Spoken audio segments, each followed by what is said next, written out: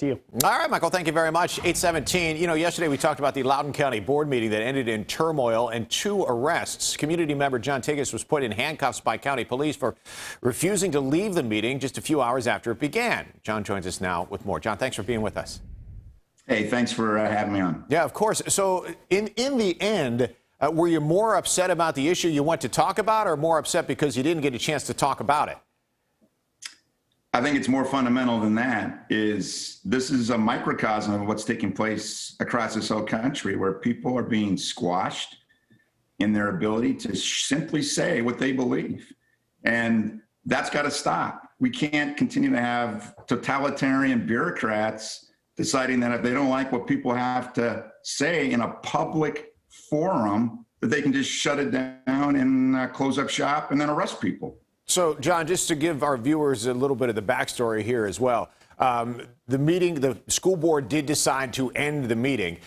Some of you stayed and were asked to leave, and the sheriff's deputies did ask you to leave, and you said you weren't going to, and that's when the arrest happened. So at that point, why didn't you just leave? That room was scheduled until 7 p.m. It was about 5:30 at that point. The issue is this. We were invited there to speak. People came, had a number to speak, and they said they were going to hear it. And then suddenly, of all things, when people applauded for a position that they didn't like, they voted to close the meeting. You can't do that as a government official. You don't have the authority to do that. And the Supreme Court has ruled on that time and again, is that if you're a government official, you got to listen to things you don't like. And you got to sit there and hear it. Because we, the people, actually are the ones who run this country, not unelected bureaucrats like Superintendent Ziegler, and certainly not the elected officials who pretty soon are not going to be in those positions because the people are completing a signature process that's going to have a judge throw them out for committing felonies of putting people on special lists for intimidation. Well, obviously the voting process that exists, and the people of Loudoun County have the voice as to who they want to represent them. The people who called this meeting, though, were the ones who attempted to disband the meeting, or they said the meeting is over. They disbanded it at that point. So their interpretation appears to be, we called the meeting, we ended the meeting. The sheriff's deputy's interpretation was, we need to clear the room. So I think that's where this back and forth has become between those of you who believe you had the right to stay there and the sheriff's deputy and the school board who said the meeting's over. Yeah, it's not their call at that point. It was a lawful assembly on public land. No one was doing anything disorderly. The only thing that happened was some sort of provocator got someone under someone's skin out at the edge of the thing. 500 people were standing very peacefully and actually presenting their cases in spite of the fact that the Loudoun County School Board had walked out. There was nothing scheduled for that room. There was no problem with those people at least being able to share their grievances, which our Constitution guarantees. So, John, let me just ask you this about that last part.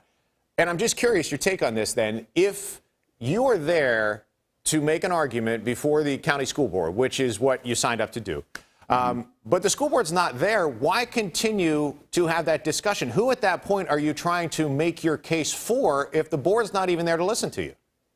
Well, you're right. The board isn't listening. They're not going to change their mind.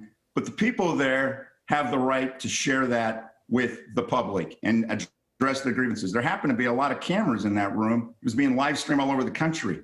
The rest of the country's watching Loudoun County. Loudoun County is the front lines for freedom right now, and people know it. And they had every right to share that with the rest of the country and their friends and neighbors, even if the school board decides that they're going to be authoritarian and just decide if they don't like it, they're going to take their ball and go home. So we stayed on the field, and last time I checked when I was growing up, if you stay on the field, you win.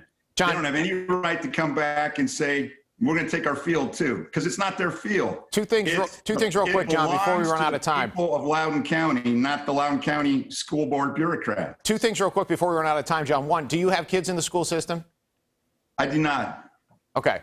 Second of all, what from your perspective happens next now that this is continuing to draw more and more attention to Loudoun County? Oh, the war is on, and it's not going to be pretty. But we're going to win this one because we own the moral high ground, and people are united. The best thing that's come out of big tech censorship is people started getting together again, face to face.